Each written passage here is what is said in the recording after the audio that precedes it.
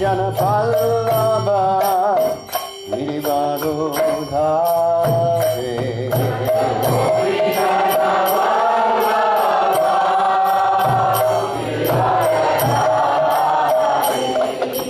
gopi jana pallava girivaro dhare gopi jana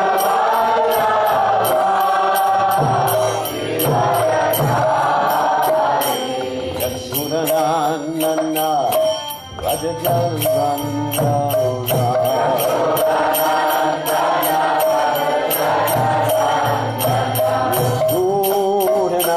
Nana Rajajalanda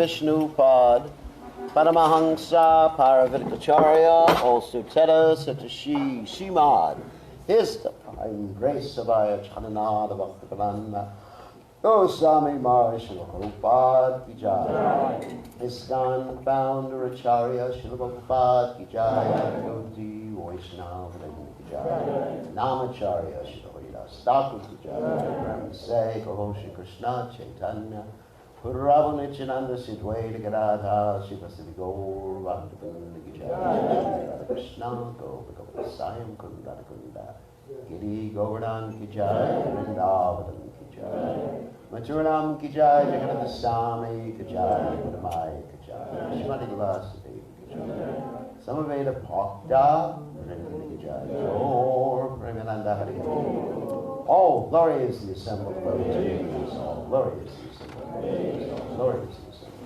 assembled. All glory is to Shri Guru and Gauranga Prabhupada Ki Jai Gaur Premananda. So Om Gana Chimananda Shah Nananjana Shlakya Chapsuran Mirinam Yanatas Mahishiyamaha.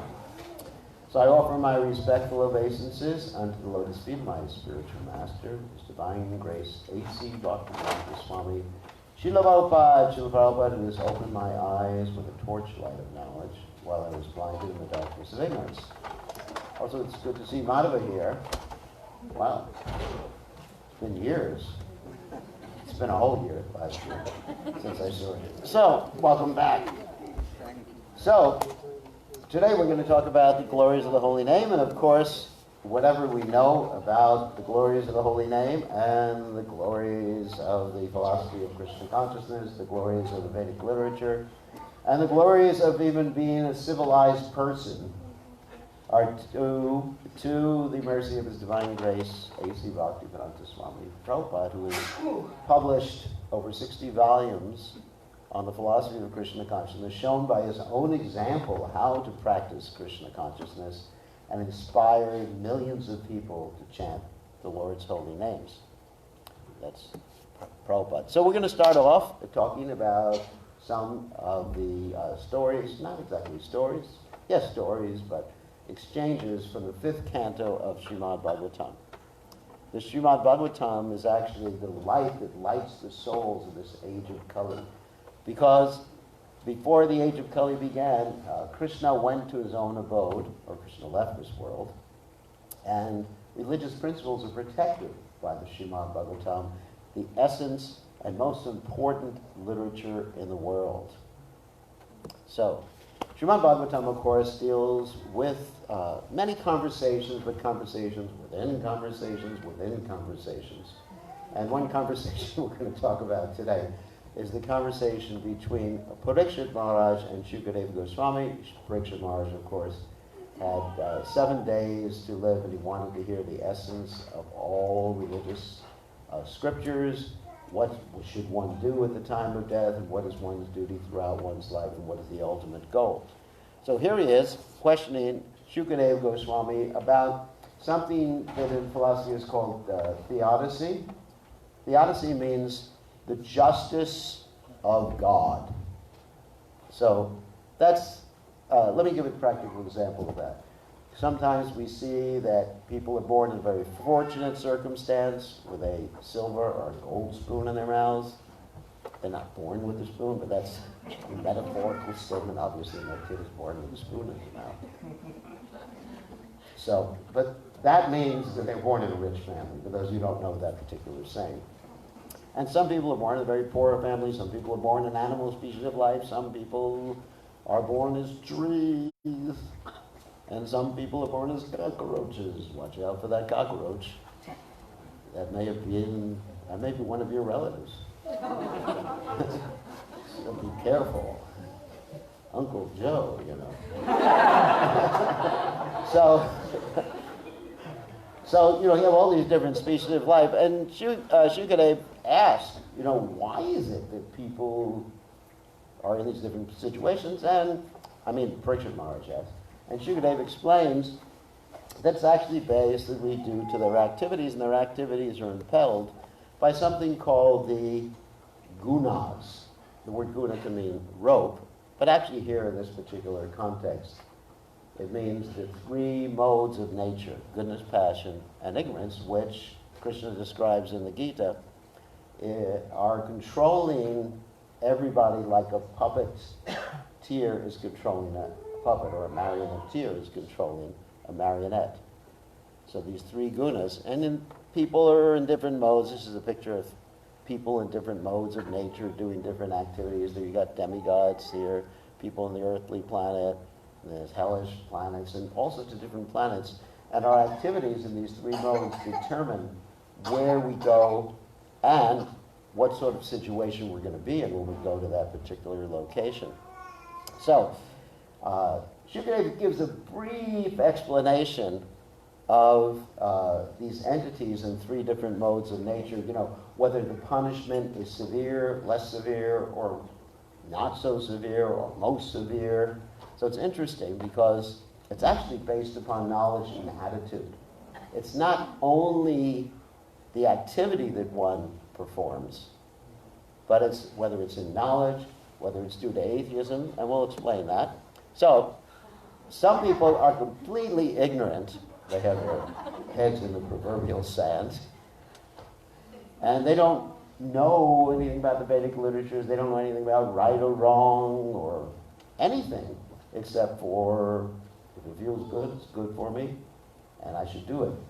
That is actually a saying from the 1960s. Hippies. You ever heard of hippies? So, hippies used to say, if it feels good, it's good for you. But that's not necessarily true. A lot of things feel good, are not good for you, even materially, what to speak of karmically. I mean, for example, if you eat a lot of sugar, it feels real good. And then diabetes doesn't feel so good. And then if you have to have something amputated, that's even worse. So it's not that everything that feels good is good for you. You got to use your intelligence. But people don't know the difference between right or wrong. So the punishments that these particular entities get, who don't know anything, is light compared to other entities. This is from the Bhagavatam. And the second grade of punishments after that is someone who is passionate. He knows what's right and wrong, but the devil made me do it. Of course, that's not for us. Okay, the three modes made me do it. Maya made me do it. So, we don't take responsibility for our actions. So we like to blame someone else. You made me angry, therefore I punch you. Right? No, you're responsible. But, these are people who know better, but they just don't want to control their senses. So there's a medium degree of punishment. It's called intermediate severity. And the greatest severity is for those who don't believe in intelligent design. That's true. Here you see. Those who believe that everything happens by chance. That's why I presented, you all remember my intelligent design presentation when I was here last time.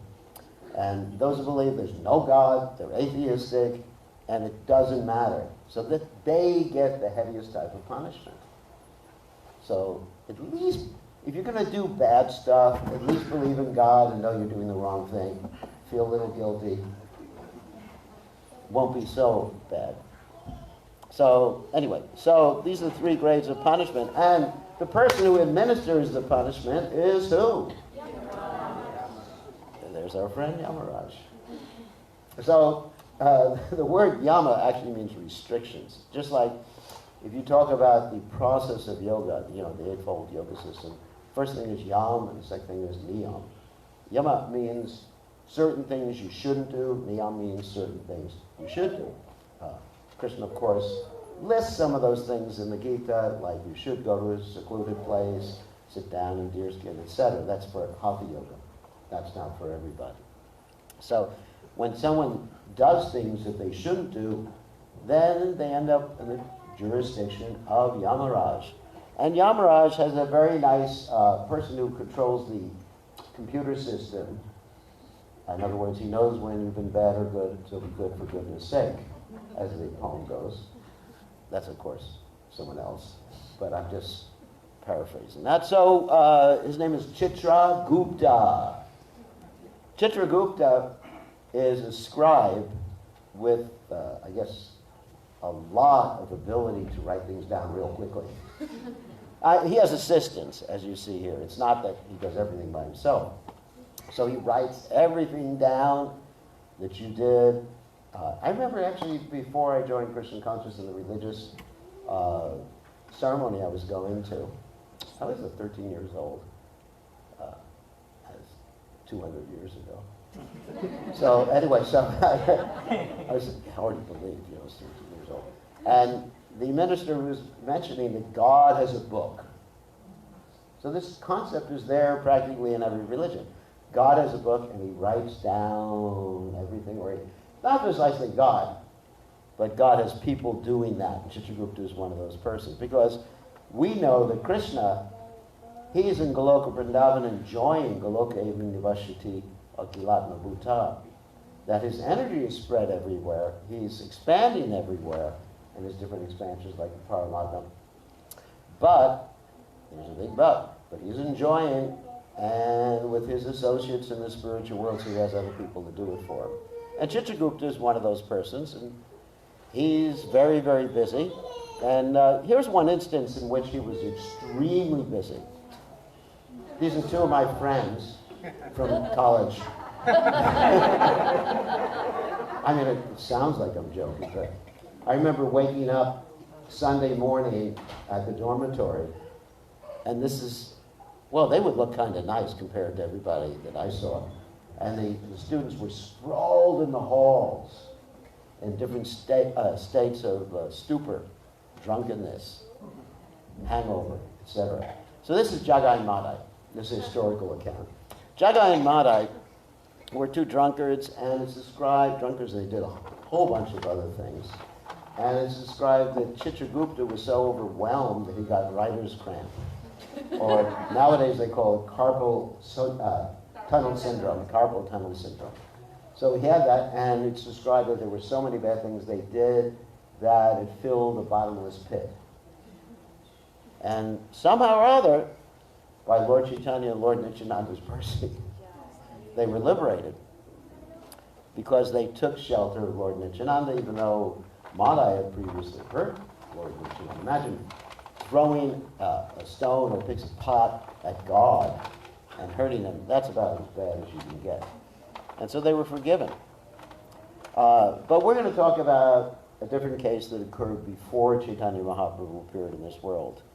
And here are some of the punishments generally that are given for people who break four regular principles. I'm not going to get into the details, but it gets a little gory. Well, and hell is not a nice place. There is fire and brimstone, and snakes, and all sorts of interesting things that happen. Here's some examples. Those who are a little too romantic, outside of whatever, illicit life, they're punished by embracing the red-hot or white-hot form of their beloved. People from higher classes, because we mentioned before, when someone has more knowledge, they're more responsible, right? So when higher classes take intoxication, higher classes doesn't mean it's not a racial distinction. It's when someone has more knowledge, is a Brahmin, takes intoxication like liquor, then they get to take a certain type of intoxication in Yamaraj's abode, and that's hot iron being poured down their throats. It's really heating, like liquor is. And people who are stingy, you can see here, they get a chance to get all tied up in the stock market. Not exactly the stock market, by the Yamadutas. I didn't want to scare people, but we got to be more specific. The Vedic literatures are actually specific, even about these things. And that's why I took to Krishna consciousness. My background is in science, and I wanted a specific description, not of hell. That wasn't my idea. But I want a specific description of God, what happens at the time of death, what determines why do people suffer, why do bad things happen to good people, good things happen to bad people. I wanted things explained to me, not just in a vague way. So here, someone who cooks animals alive gets to be cooked, like I've seen in certain stores or certain restaurants. They'll take a live lobster and throw it into boiling water. And someone who tortures even bugs, then they actually will get a result of that too. And someone who harasses Vaishnavas or Brahmins, they get to understand what sugarcane pressing is by being pressed themselves. Anyway, sorry about this. It's true. As you sow, you shall reap, right? For every action, there is a reaction. We are scientists, okay? So, that's pretty frightening. So when Parikshit Maharaj heard this, what he thought was not what a lot of people would think. A lot of people would think, hey, hell sounds really interesting, like Dante's Inferno. Anyone here read Dante's Inferno? No. Sounds interesting, and actually there are pictures of it, the paintings of it and everything. He didn't think that this is really cool. It's nice. People would say, no, he wasn't thinking like that. He was thinking, how can people be relieved of their suffering? And that's the question he asked Shukadeva Goswami. How can people be relieved, not only relieved of the suffering for committing activities they shouldn't commit, but how can they be prevented from committing the same activity again? So there's different procedures by which one can become free. So Shukadeva Goswami, being the spiritual master, or instructing the spiritual master of Maharaj Parikshit, he wanted to test his disciple. Sometimes the guru will test the disciple by giving them instruction to see, or giving them some information to see if the disciple is listening, or the disciple understands.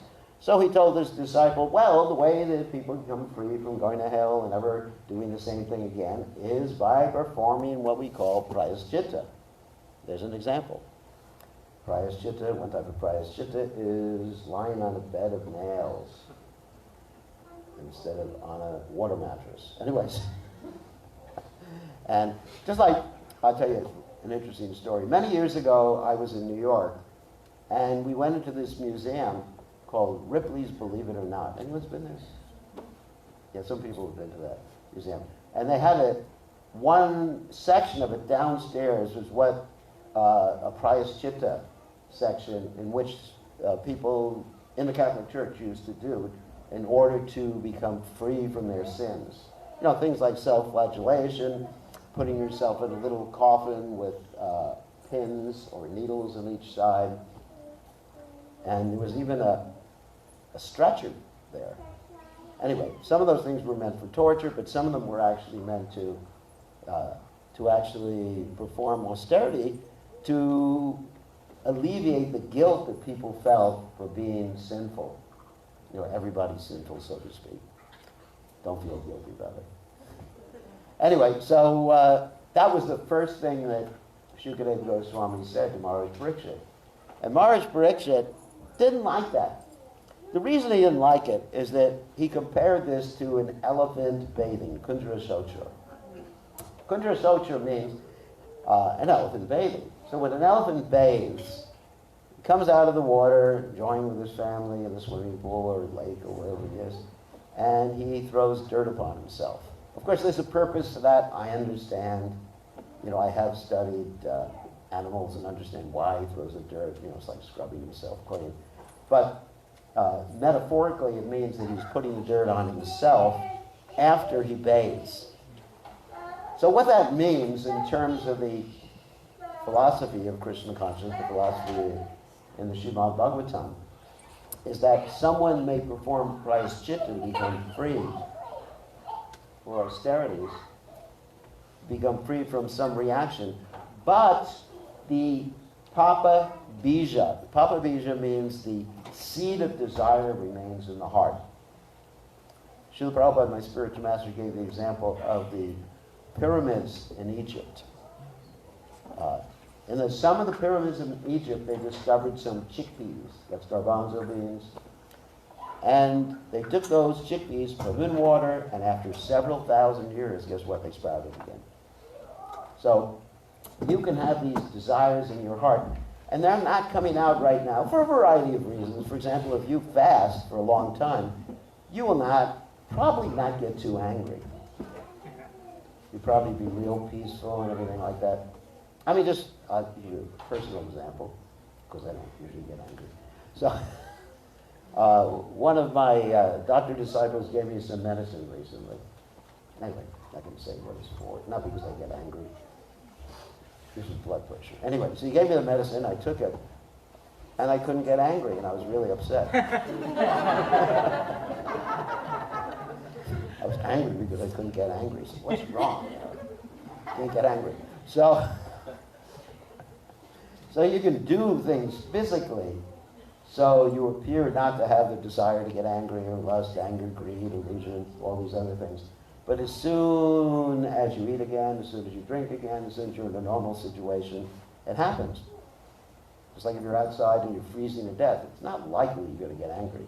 Maybe you will, but not likely. But when you get in a nice warm situation and someone insults you, you get angry again. So the seed, it's called the Papa Bija, and there's a seed of desire that's in the heart. So even if you become free from the activity, or even the karmic reaction, then ultimately, in the right situation, you'll do the same thing again, because the proper desire, which comes from what we call the Bhakti Bija, the Bhakti Lata Bija. That means the seed of love of Krishna, and ultimately loving all living entities. If you have that seed, then automatically the seed, the Papa Bija, becomes fried. Just like if you fry a seed, it can no longer fructify. So Parikshit Maharaj made that point. And Shukadeva Goswami said, I am very pleased with you because you passed the test. So let me tell you a story that illustrates the point I'm going to make, that shows how one can become free from sinful reactions and sin itself. He said, once upon a time, there was a young Brahmin. And of course you know this, a Jamil. And he was from a place called Kanyakubja. And he had a very pious life. He had a nice mother and father. He chanted his mantras, nice guru. He was very paka, as we say, very strict in Krishna consciousness. And here his wife, his nice wife, listened to her instructions all the time. Nobody caught that one. Anyway, and what happened is one day, he was out getting some flowers and fruits for his father, and he happened to see a prostitute being embraced by someone who was not exactly following the principles, and he tried to control his mind, but he kept meditating on it. Of course, Bhagavad Gita teaches us what? Jayato Vishyakum Samsangostation Pajayate. When you contemplate something, you get attached to it. That's why the advertising that you find on the internet is so effective. They have it down to a science that if you even look at something once, you're surfing and looking for something once, then an advertisement for that same product pops up in practically every web page that you look at. It's content management. Of course, we're trying to do that with Krishna consciousness. Every website that someone looks at, Hare Krishna, Hare Krishna. Content management system. People have heard about that before, haven't you? Yeah. So they make you contemplate it, and after a while you want it. And of course with the children, they're very expert. If the children watch the cartoons in the morning, or on the web, or whenever they watch them nowadays, then they always advertise with the children, I gotta have it, Daddy, Mommy, get it for me. So you become attached, and then you become, after attachment, there's lust, and then when that's not satisfied, or even if you get the object, you get angry. Just like you see. Many years ago, when I was doing Sankirtan, we used to do Sankirtan, that means book distribution, at movie theaters, and also Disney World. Or let's take Disney World, that's even better. I'm not going to ask who here has been to Disney World. So we used to distribute books at Disney World, but we only could distribute books to people going into Disney World. Because when they were coming out of Disney World, they were angry. Or movie theaters, the same thing, they were really angry. Get out of my way, you punk. Get a job. Okay. But going in, there were expectation, M-I-C-K-E-Y-M-O-U-S-E. Anyway, so they're expecting to enjoy. When they were coming out, they had spent all their money and just were completely fried, as the expression goes. So he began to contemplate. Somehow or other, he couldn't get her out of his mind. He was thinking, I must have, even though he had such a nice, chaste, wonderful wife, he couldn't get her out of his mind. And so he adopted that lady as his servant in the house, and later on had a relationship with her, got rid of his real wife, and even mistreated his parents, his good parents you see here. Somehow or other, I took a picture of his parents.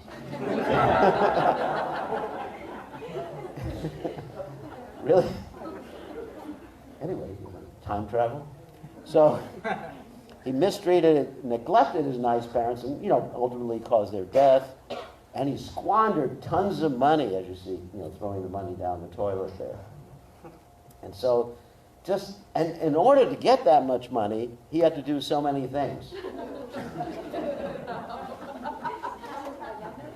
It's a genre, yeah. Modern day genre, so, you're just mixing a little. I don't have the exact pictures all the time. So he had to do so many things in order, robbing people, mistreating people, just to get money to satisfy. And also he developed certain habits, drinking habits. And one of the things that Prabhupada comments on, and Bhagavatam, the verse makes a very strong point about, is that he was eating contaminated food cooked by someone with bad consciousness, that lady who he had a relationship with. And Prabhupada, when he first started the movement, he talked about the point of always eating food cooked by someone who has the right consciousness. Because the consciousness of someone who is cooking changes the nature, even molecularly, the nature of the food. I mean, there's even scientific experiments that show when someone has a certain type of consciousness, the crystals in the water or whatever change. And I mentioned this experiment a few months to you all, but one time someone prepared rice, and he had 3 containers of rice, and he sealed them. He made the rice at the same time. In one container, he was holding the container and thinking, love, love, love. And the second container, he was just neutral. Third container, he was thinking, hate, hate, hate. Lust. And so the first container, opened it up after 2 weeks. It was almost as good as new. Not refrigerated. Second container, some fuzz on it, definitely wasn't something you'd want to eat. And third container looked like something out of a horror movie. So consciousness affects matter. That consciousness, the mind, is something that the scientists, at least the empirical scientists, don't consider.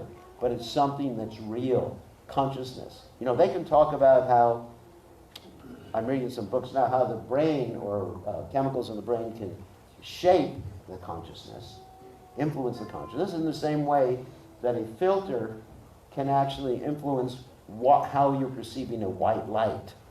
You have a red filter in front of a white light, and it influences how you see the white light.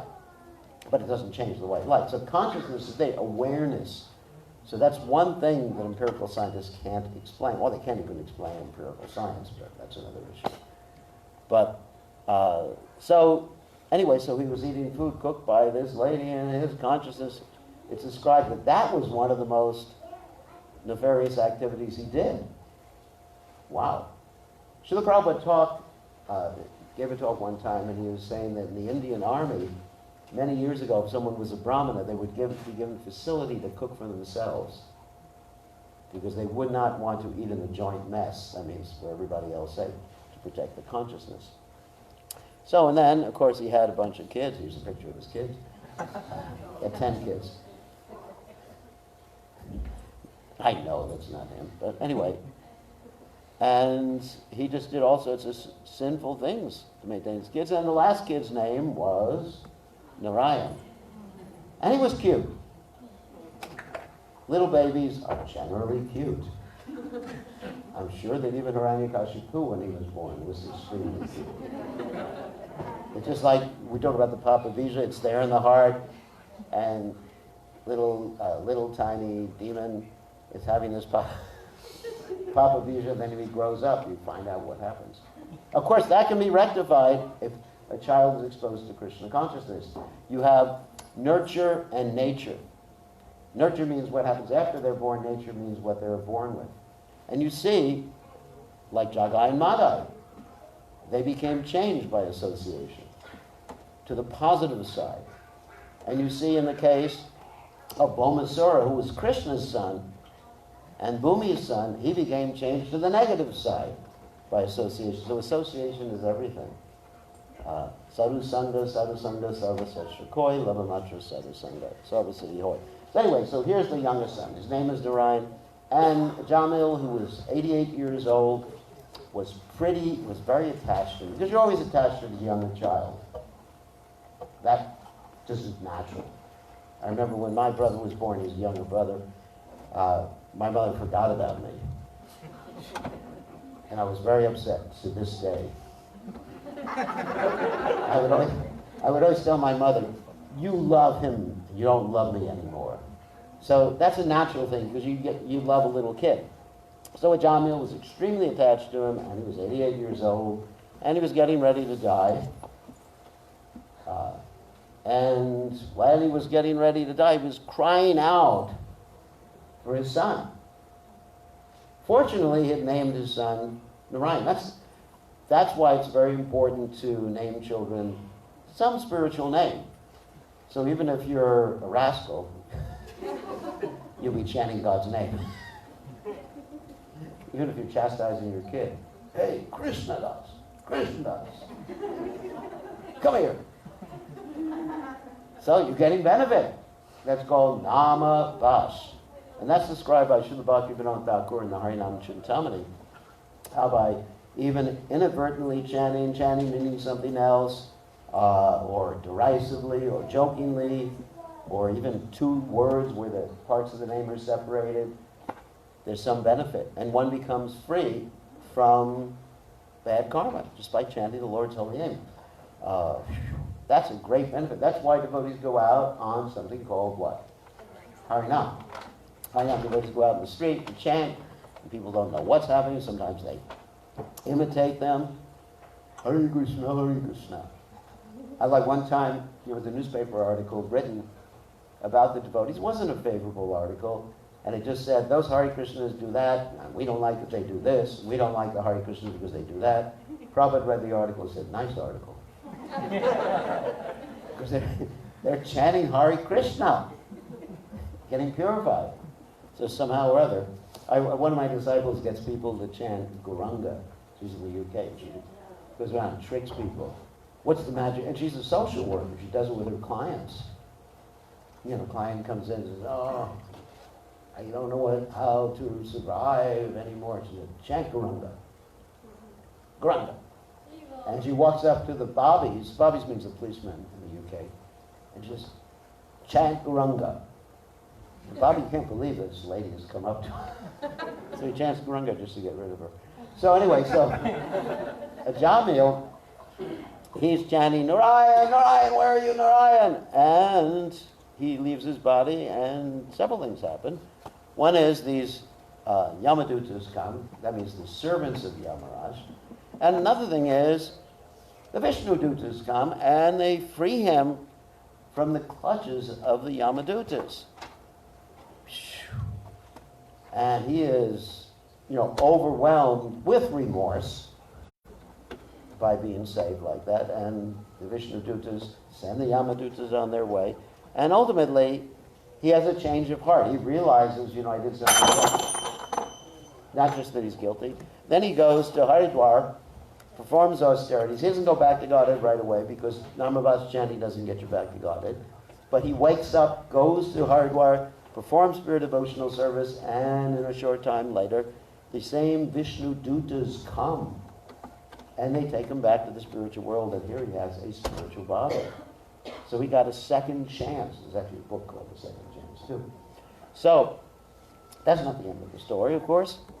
So the question is, the Yamadutas are really bewildered, because previously they thought, Yamaraj is the chief guy in the universe. He's God. Basically, he's God.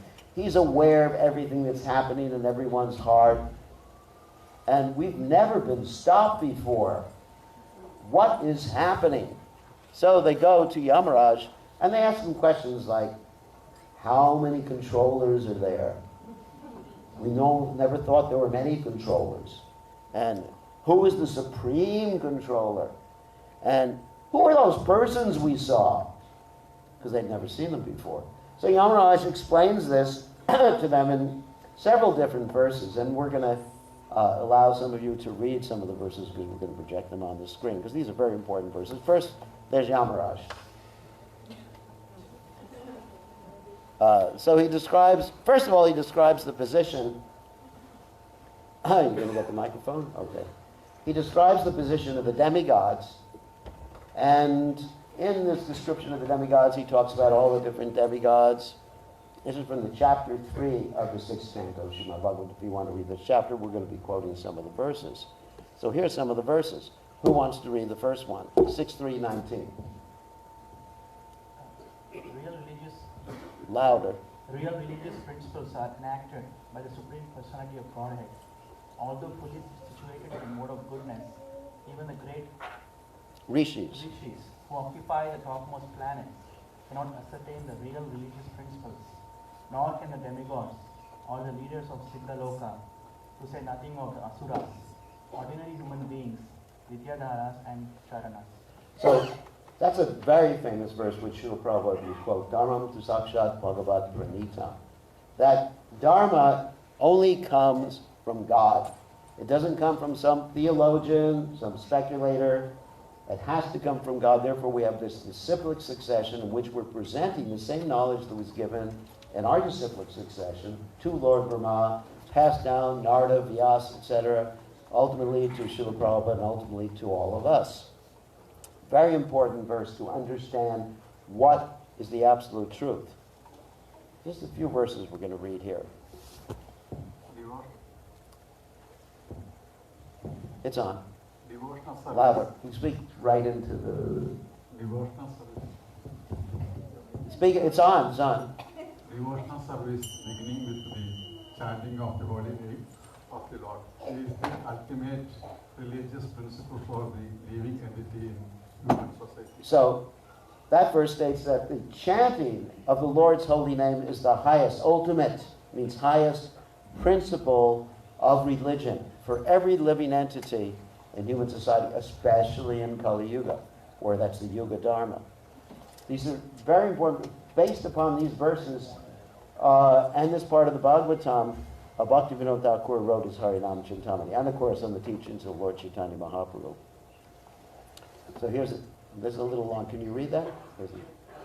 Therefore, it should No, you speak directly. Therefore, it should be understood that one is easily realized from all sinful reactions by chanting the holy name of the Lord and chanting of His qualities and activities. This is the only process recommended for relief from sinful reactions. Even if one chants the holy name of the Lord with improper pronunciation, he will achieve relief from material bondage if he chants without offenses. Ajamila, for example, was extremely sinful, but while dying, he merrily chanted the holy name, and although calling his son, he achieved complete liberation because he remembered the name of Narayana. So this is Yamaraj speaking.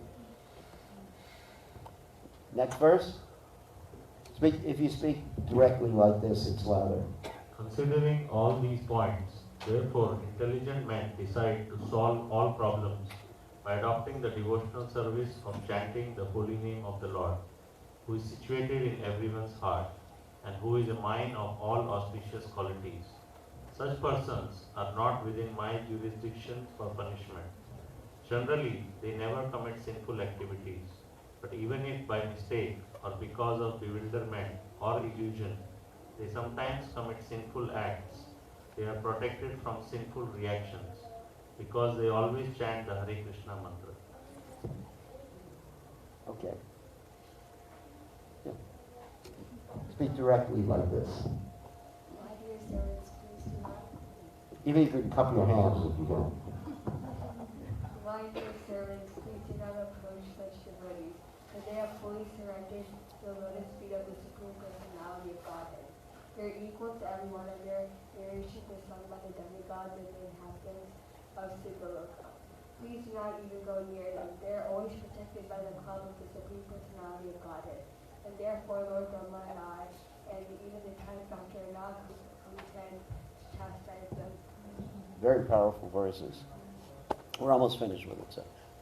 My dear servants, please bring to me only those sinful persons who do not use their tongues to chant the holy name and qualities of Krishna, whose hearts do not remember the lotus feet of Krishna even once, and whose heads do not bow down even once before Lord Krishna. Send me those who do not perform their duties toward Vishnu, which are the only duties in human life. please bring me all such fools and rascals. Haribol. Now Shukadeva Goswami is speaking. Sukadeva Goswami continued, My dear king, the chanting of the holy name of the Lord is able to uproot even the reactions of the greatest sins. Therefore, the chanting of the Sankirtana movement is the most auspicious. Actually, in the entire universe, please try to understand this so that others will take it seriously. Now that's a famous verse, another famous verse which Prabhupada quoted. Tasmat Sankirtanam Vishnu Jaganmangalamaham Hasam Mahatama Pikaravya Vijakantaka Nishkritam, which is basically, that's the translation. But Prabhupada quoted that verse quite often. And 32. One who constantly hears and chants the holy name of the Lord and hears and chants about his activities can very easily attain the platform of pure devotional service, which can cleanse the dirt from one's heart. One cannot achieve such purification merely by observing vows and performing Vedic ritualistic ceremonies. And the last one. After hearing from the mouth of their master about the extraordinary glories of the Lord and his name, fame, and attributes, the Yamadutas were struck with wonder. Since then, as soon as they see a devotee, they fear him and dare not look at him again. Wow. Haribol. So is everybody going to chant? Chant, or you see these nice living entities. And of course, this is all by the mercy of His Divine Grace, A.C. Bhaktivedanta Swami Srila Prabhupada, who's given us the holy name and enabled us to spread this holy name everywhere around the world. And my first hearing of the holy name was Srila Prabhupada chanting on a radio program. And that changed my whole life forever. It was in 1968 or 69. Just by hearing the holy name, everything changed in my life. So thank you very much. I guess we should end because we have a performance by the children, right?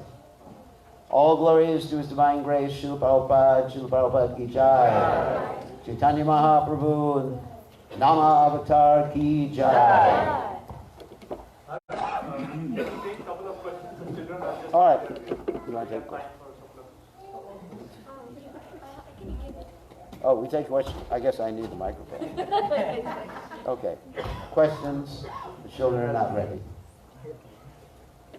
I'll just speak from.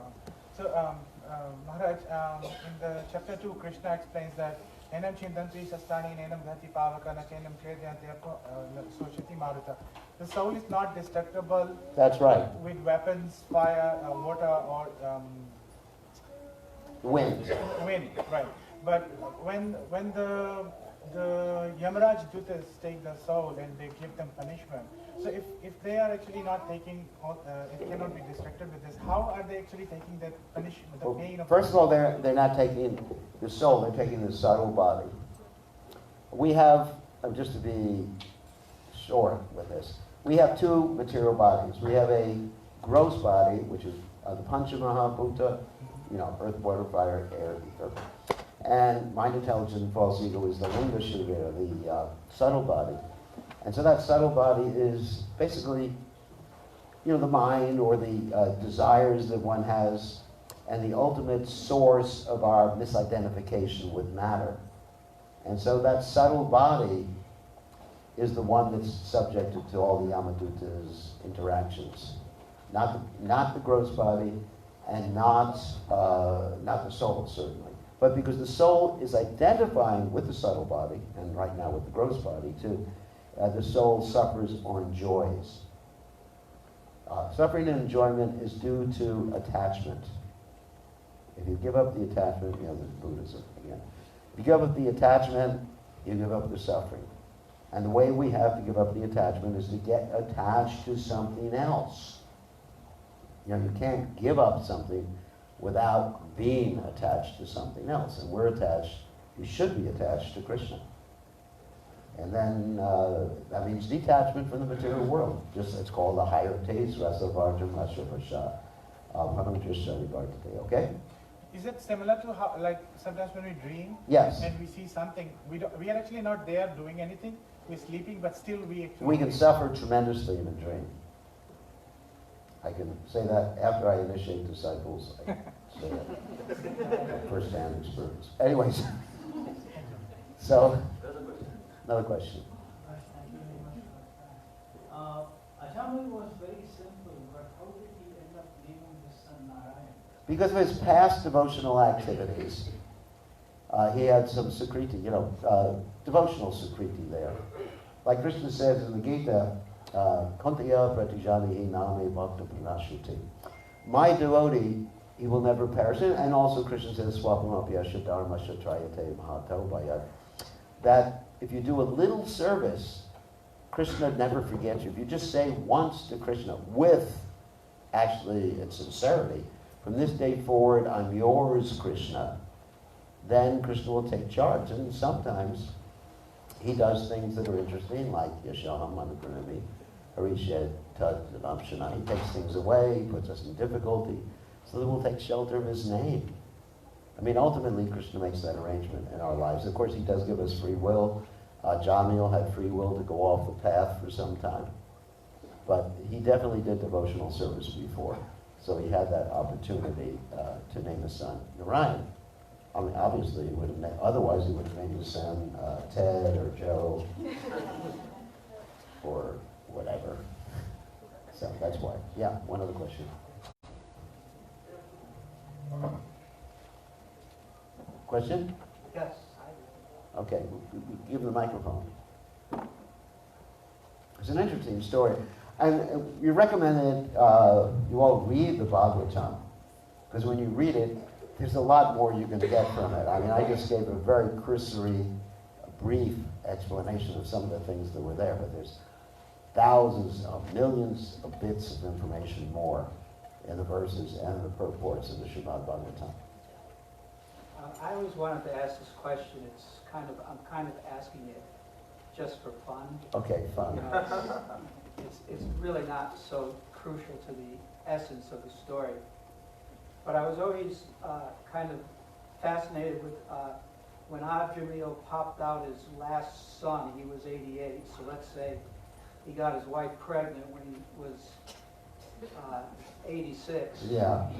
And I'm offering wonder, and there's no indication that he had a second wife or a third wife. No, it was the same lady. Yeah, so I'm just wondering how could that be possible? How old was she? She was younger than obviously she was much younger than him. And when we talk about when he was young, there's not that information is not given, but somehow or other, she was able to have children. I mean, even if you look in the Bible, you'll find someone who's about 90 years old giving birth. Her name is Sarah. Giving birth. Anyway, there's a whole story. I'm not going to tell a biblical story right now. But, different ages, whatever, it happened. And he was 88, and he had little baby Narayan. He was a baby. He was a baby. Youngest son. What? No, he was a baby. No, the description is he was just the youngest son. He was a baby. Yeah, the description in the Bhagavatam is he was a baby. And I just read it today. It can be also possible with that it can be used in a separate yuga where there is a long lifespan. But he didn't have such a long lifespan. He was 88. So, anyway, interesting question. So, yes. I was wondering those people who were not yet married, But not what? those who are not yet fit to go back home, they're on the process. Yeah. Like a person like me, for example. Why I may aren't not you be fit? fit to go back home. The time of my death, who will come? Youngest will come. It's a question from everybody. Your children will come. Your children and your wife will come. I mean, no, Yamaraj will not come. That's exactly the verses we're reading. Yamaraj will not come. And, of course, Krishna in the Gita says, I'm going to speak philosophically, not about you in particular. Krishna says if someone doesn't become completely perfect and he's made a lot of progress, in his next life he takes birth in a family of devotees, of transcendentalists. And he gets exposed to transcendental information, spiritual information from his very birth. And if someone's not so advanced, then it's not so bad, but it's not great either. He goes to the heavenly planets, and he gets to enjoy it. And then after some time, he comes down and he takes birth in a rich family. And so he gets the opportunity to perform devotional service because he doesn't have to worry about the necessities of life. So this is outside the jurisdiction of Yamaraj, right? This transition. Yes, of course. Don't worry about Yamaraj. He's not coming.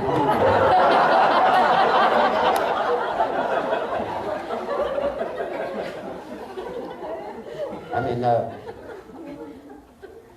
I see certain things in this world that I would prefer Yamaraj.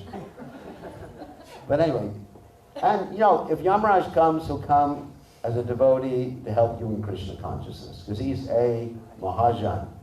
He's one of the 12 great Mahajans. And that's one of the verses we didn't read today, where he described that there's certain personalities who know the principles of religion, and he gives a whole list, like himself and Lord Shiva and others. Not exactly the 12 Mahajan list. And, we wouldn't mind his association, because he's a pure devotee. No problem. So don't worry. I guarantee you will not see Yamaraj.